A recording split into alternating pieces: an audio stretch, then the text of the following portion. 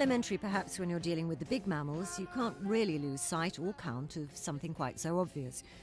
Other creatures aren't so cooperative. They keep moving about. Pity the bloke in the bushes who has to tot up not just the flamingos, but the ducks too.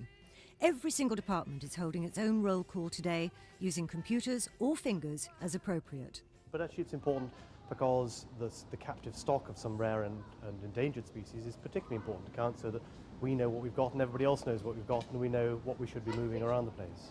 What are the trickiest? I'm thinking about insects and fish and... Well, yes, I mean, obviously some of them are wonderful. I mean, things like ants and locusts are not that easy to count, and some are really easy, and like the elephants. And so we know exactly how many elephants we've got from day to day. I think so, even I could count those. Mind you, it's not a totally scientific exercise. How many leaf-cutting ants do you think there are in this colony? You'd go mad trying to be exact, so very sensibly they make an estimate. They reckon there are 50,000. The zoo operates at a loss of about £2 million a year, so they have to justify their expenditure, and some of the animals are being moved to the more appropriate surroundings of Whipsnade. But that won't bother these upside-down jellyfish, and locusts will flourish just about anywhere.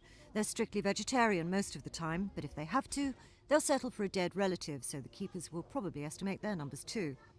These keepers can turn their hand to anything when it comes to stock taking. This is the only way you can lure a leech or two or three out of hiding. So this stock-taking lark is a bit more than mere paperwork. The paperwork's not quite finished yet, so we don't know the final tally, but not everyone at the zoo's all that bothered. Old Oscar's far more interested in counting fish. The more the better.